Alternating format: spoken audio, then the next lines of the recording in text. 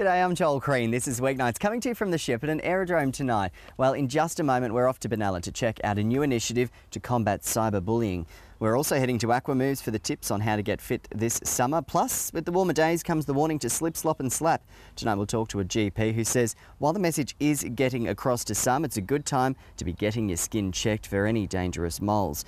And it's the most wonderful time of the year, as the song goes, and the Greater Shepparton City Council is making a real effort to get into the Christmas spirit in 2011 with brand new decorations popping up just about everywhere. Those stories are still to come, but first let's check today's local news headlines. It's over to you, Julie.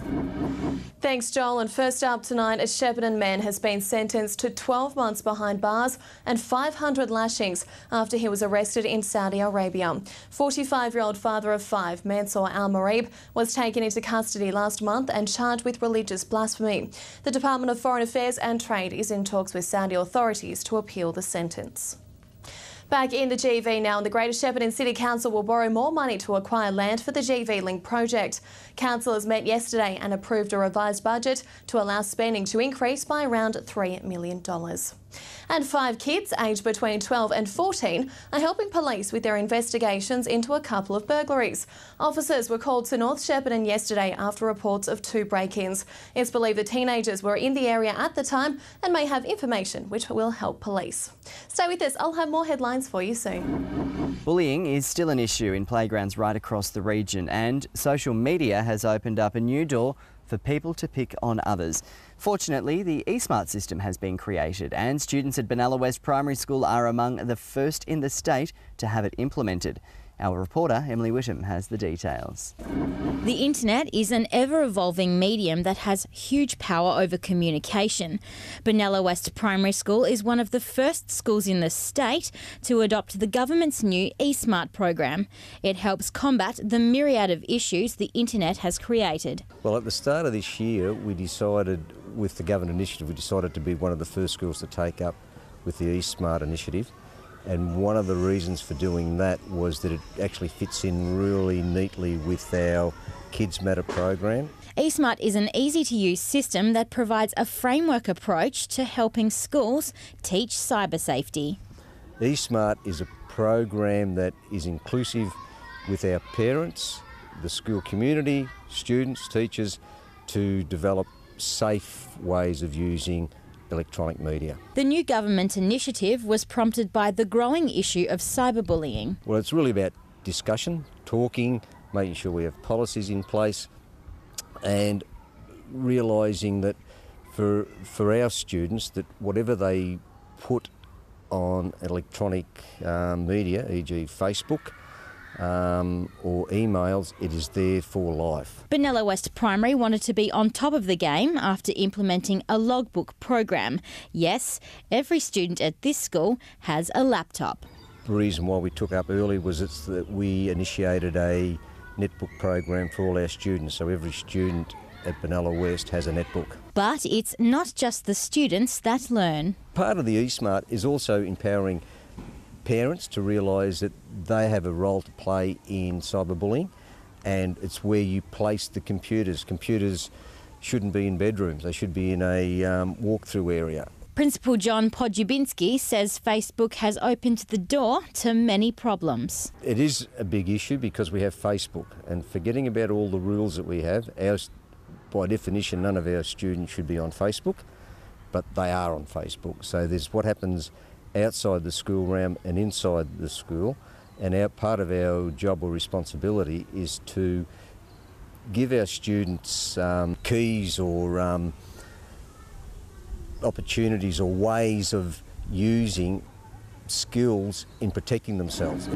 Melanoma is the 4th most common cancer in Australia, and with the sun out for the next few months comes the time to make sure we're having our skin checked and we're slip, slop and slapping when out in the sun. Ashley Gardner has this story on a timely summer warning. Just say these simple words: slip, slop, slap. The SunSmart message has been around for years, and with the weather warming up, we're being reminded to slip, slop, slap. Local GP Dr. Graham Jones says the message is finally hitting home. I think the message with regard to skin health and sun safety is getting through to people, and particularly it's good to hear that teenagers now are becoming more aware, and that getting suntan, which needs a sunburn first with a lot of these people, is now seen as uncool. So that's very good. Graham says the shift is a result of the lessons taught in our primary schools. I think some of it probably comes from primary school, where the kids now have to wear hats, and there's a lot of education about care of your skin. Maybe because they see some of us older people with our wrinkly skin with sunspots on them. Just again, there's just sort of general awareness. And this really just engendering the sense of skin protection into kids by education from a young age is very important. And it's important in a lot of other areas of health too, including healthy diets and healthy eating. And this now is well ingrained into the school system, which is excellent. He says people are now also heading to their local clinic more often to get their skin checked out. We get a lot of patients coming in for skin checks, and a lot of them are the older age group, like me, but certainly the younger people, particularly people with fair skin, redheads, it's very important. We do see skin cancers sometimes in 20-year-olds. So that, I think an annual skin check, I think, is useful. Certainly getting someone at home, wife, partner to husband, to check your back. And while the ad may have changed over the years, the message to be sun smart remains the same. This involves, a light T-shirt or shirt, for example, and ideally with long sleeves so that we protect the forearms as well, particularly in the middle of the day. An adequate sun hat, which really does mean a hat rather than the popular caps, which I must admit I'm guilty of as well. Sunscreen, and sunscreen is SP30 plus sunscreen, and that needs to be put on 20 minutes before going out into the sun, and reapplied every 2 hours, and after swimming, when it tends to wash off. We'll be back with more Weeknights right after the break. We've got more news headlines to get through, plus the tips on how to keep fit through the festive season. If you do it with someone, it's not just yourself you're letting down if you don't show up, it's also them as well. And Shep Council decks the halls for Christmas. We just hope people get out and just enjoy all the colourful lights. Those stories still to come when Weeknights returns.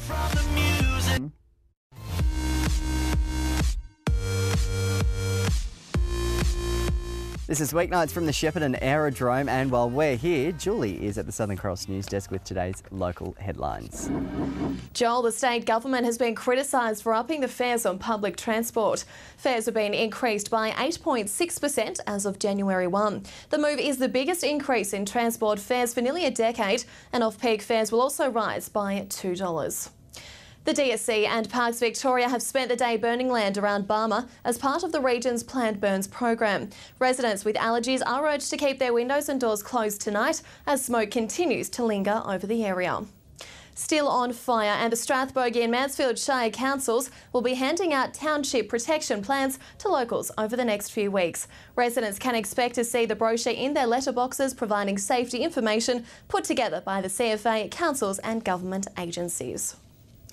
The paddock may have only just dried out, but already plans are in place for the 2012 Denny Ute Muster. Lee Kernaghan, John Williamson and the McClymonts are already locked in to perform.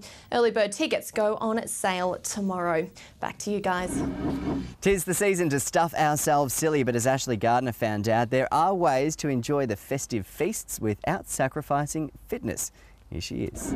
Summer's here, the perfect time to get on our bikes and get active. But for those who think it's too late to hit the gym, Aquamove's gym instructor Chris Leonard says it's still possible to tone up for the warmer months. It is very possible. It is summer now, so the weather's great outside. We should be taking advantage of that. It's great early mornings. We can get out and go for a walk or a run, or kick the footy with the kids, anything really. Just do something, be active. Chris says if we're struggling to get motivated, we should try teaming up with a mate. I think the biggest hurdle for people is to actually get in there and give it a go. Probably the best way to maybe commit to that is commit to someone else as well.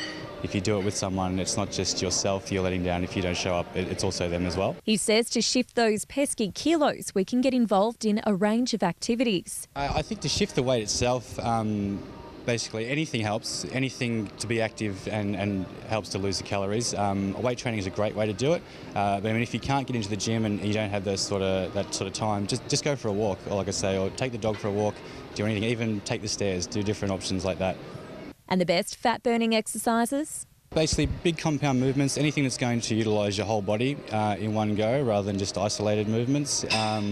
Basically anything high intensity as well to get the heart rate up and to get the calories burnt. But he says it doesn't necessarily mean we need to go without the guilty pleasures of the festive season. I guess it is the festive season, so moderation is the key. Everything's all right in moderation. I mean, if you must, you can splurge, but minimise your sugar intake and get plenty of fluid in you, plenty of water, stay hydrated. And keeping with the festive theme, after heavy criticism for a lacklustre effort last year, the Greater Shepparton City Council has really stepped up its Christmas decorations. Emily Whittam has been around town checking out what the council is doing to get itself and the city into the spirit. It's beginning to look a lot like Christmas. Decorations on every corner of the city and a much more festive sight than last year, with the City of Greater Shepparton pouring plenty of funds into the cause. We will acknowledge that last year some people were disappointed. It was brought to council to do something about it, and good for them, we have. Council has allocated over $500,000 to fund the next 3 festive seasons. This year we have allocated $150,000, and the following year is a little bit more. But what we're trying to do is also have a lot of maintenance and upkeep within that budget.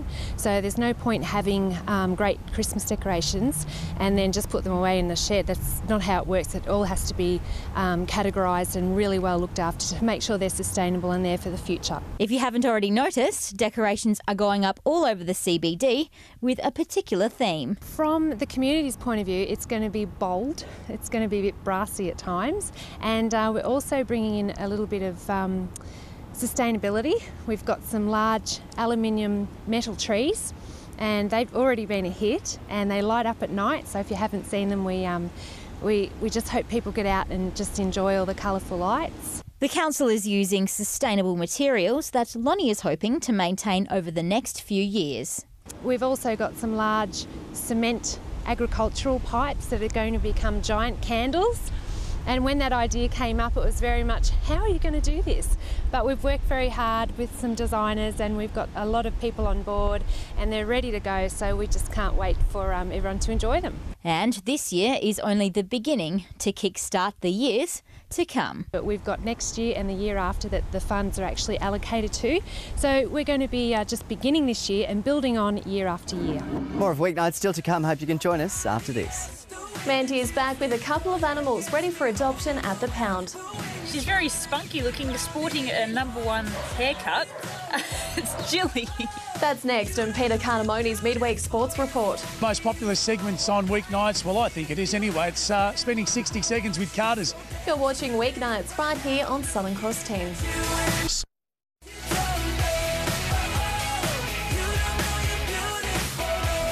Maddie returns to the pound tonight for Pet of the Week. Are you looking for a new friend? Maybe these ones will interest you. She's very spunky looking, sporting a #1 haircut. It's Jilly. How old is she? She looks tiny. So Jilly's a little terrier cross. She's approximately 3 years of age, little female, but predominantly grey and tan in colour, but once that coat grows back, she'll be a medium length, rough coat. Okay, good idea to shave them, I suppose, coming up into summer. She's a good-natured dog, just sit next to you all day. Very sweet, easygoing, plays fetch, holds on for a business, so semi-toilet trained on our behalf. Good. Great for bars, great for clipping, toenails, not a problem. Easy to look after. She is a dream. Who would she suit best? Single, older, couple, companion, more sit beside you than on your lap. Yeah. As we can tell right here. Let's see what we've got in the cats. Even I'm tempted to take this little one home. She's so adorable, and her name's Tabitha. Just a normal grey medium hair one, Em? Yeah, so just a domestic medium grey female, approximately 9 weeks of age. Mm-hmm. Beautiful. Who would she suit the best? Oh, look, she's very interactive, very playful. She's got kids here her own age as well, and they get on like a house on fire. Well socialised. Yep, beautiful. Fun. If you had a kitten and maybe you're at work What's the best way to socialise a kitten when they're on their own? Well, you got to consider the time that you do have home after work, of course. Yeah. Toys, interactive play, scratching posts, treats, all kinds of things to make sure that they're busy while you're busy. Okay, I'm going to put you down because you're getting very, very warm. You can go to greatershepparton.com.au to check out these pets, or just give the Greater Shepparton City Council Animal Shelter a call on 5832 9794. I'll see you next week. With Weeknight Sport, let's throw it across to Peter Cardamone. Weeknight Sports Report brought to you by Darryl Tweed Volkswagen and the all-new Tiguan from $32,990 drive away. Well, one of the most popular segments on weeknights, well, I think it is anyway, it's spending 60 seconds with Carters. And Jed Wright, of course, the Katandra cricket captain and also captain of Shepparton Cricket, has been good enough to join me. The big question is he ready to spend 60 seconds with Carters? Jed, are you ready? Yep, ready to go. Righto, I need your full name, nickname and why. Jed Wright, nickname Red. Best local cricketer seen, Jeddah? I'd still probably have to go with Ian Satori back when I was young. Funniest Eagles teammate on the cricket field and why? Probably Ben Cleary because he's always asleep in the field. 2020 cricket, 1 days or 2 days? What would you prefer? 2 days. Rep cricket, are you a massive fan? Yeah, no, I'm a massive fan of rep cricket. You know, we need to pump the league up as much as we can, so we need everyone. Sledging, should there be more of it in cricket? More. You know, it's always a better game when there's some good sledges being thrown around. The new ball in SCA cricket, does it swing enough, true or false? Probably doesn't, but, you know, all the good bowlers still manage to get wickets. Paul Newman, Rowan Larkin, and the other big one, Chris Keaty. Who would you take if you've got one recruit to take? I'd take Paul Newman. So would I. Dinner party for 3. It's you and 2 others. Who is it? Girlfriend and Megan Gale. That's a good combination. Jennifer Hawkins or Megan Gale? Megan Gale. And can the Eagles get off the bottom of the SCA ladder? Yeah, no, we will. This week. There you have it. Jed Wright spending 60 seconds with Carters. He's a good young man. If you ever see him on the cricket field or around the area, say good day. That's Jed Wright spending 60 seconds with Carters. You might remember my trip to Wilby Park a couple of months ago. Well, if you are a motorsport fan and interested in the speedways or the drags, get along to their annual general meeting. It's happening at the Tungamah Hotel from 8 o'clock tonight. And if you happen to be in the region earlier, then stop in and have some. We'll be back with more news and the local weather details on the other side of this.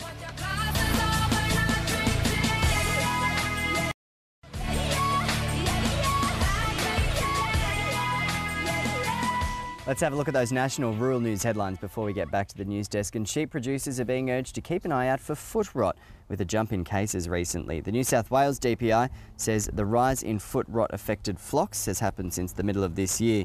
It says work is being done to monitor and treat current conditions, but says farmers should do what they can to prevent an outbreak. The $1.5 million wetland, which will make Wallen Creek healthier, is on its way. Work on the 7,000 square metre wetland has begun and it's expected to be complete within 6 months. We've heard it all before, but buying in bulk will save you money at the checkout. That's according to new vegetable market research. Ozveg says its research shows time pressure is what drives shoppers to spend more, but planning and writing shopping lists can save money. And just a reminder, the first community consultation on the Murray-Darling Basin Plan is to be held in Shepparton on Tuesday. That's next Tuesday. And locals in Denny will have their say on the proposal next Friday. And we'll check rural news again next week. But for now, it's back to you, Julie.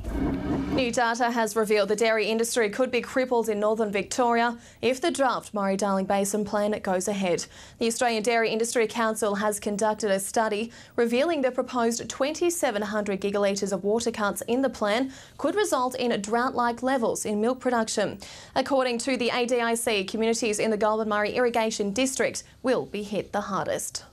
Police are again appealing for the public's help to track down those responsible for a ram raid in Poplar Avenue in Shep at the end of October.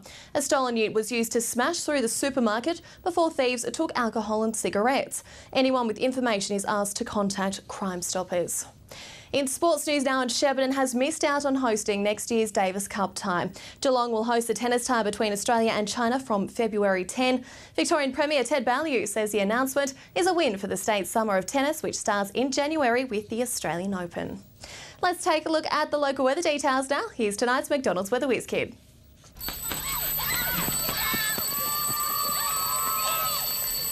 Hi, I'm Igor. I'm in Year 5 at Benalla West Primary School. I'm today's Weather Whiz Kid. Here's the weather. The satellite shows a high-pressure system just east of Tasmania will move slowly eastwards across the southern Tasman Sea today and tomorrow. Temps are continuing to climb around the region, mostly sunny skies for 26 in Albury today. It was a balmy 27 in Shepparton and Bendigo, a very warm at 28 the top in Melbourne today. Overcast for a warm 29 degrees in Deniliquin, mostly sunny conditions for 29 in Echuca as well, fairly fine for 27 in Seymour and Benalla. Looking ahead now, Albury is heading towards a top of 27 under mostly sunny skies tomorrow. The mercury is rising to other parts though, 29 the high in Shepparton, Bendigo and Melbourne. Elsewhere, 31 the top in Denny, mostly sunny conditions for a top of 30 in Echuca, not much cooler for 28 degrees in Benalla and Seymour. The sun is due to rise just before 6 for your Thursday, around 5:53 a.m. in the morning, setting later in the evening for 8:26. Checking what's in store over the next few days now, and it looks like the balmy conditions are well and truly ending. 29 is the top in Shep tomorrow under mostly sunny skies though. Thunderstorms for a steamy 29 Friday and Saturday. Similar in Benalla, storms for 29 Friday, continuing for 27 on Saturday. In Echuca, we can expect some pretty warm temperatures over the next few days. Cloud developing tomorrow, top temps of 30 teamed with storms for Friday and Saturday. And a bit of sunshine in Melbourne for 29 on Friday, showers and a top of 28 degrees on the way Saturday. That was the way I like to say hello to my baby brother, my mum and my dad. And just before we leave you tonight, an update on the story out of Avenel with plans to have Ned Kelly's remains buried there. Relatives of the bushranger have contacted the local committee and say there are no objections to the idea at this stage, although there are several state government loops that they have to get through before a final decision will be made and approved. And we'll be following this story for you on Weeknights as it develops. But now that's it from the Weeknights team from the Shepparton Aerodrome on this Wednesday. Thanks to Gorn Aviation for having us here tonight. The project is next. I'm Joel Green and we'll see you tomorrow night. Slap. It sounds like a breeze when you say it like that. Slip, slop, slap. In the sun this summer, say. Slip, slop, slap. Slop, slap. Slip on a shirt, slop on sunscreen and slap on a hat. Slip, slop, slap. You can stop skin cancer, slap. Slip, slop, slap. Slop, slap. It's so simple. Slip, slop, slap.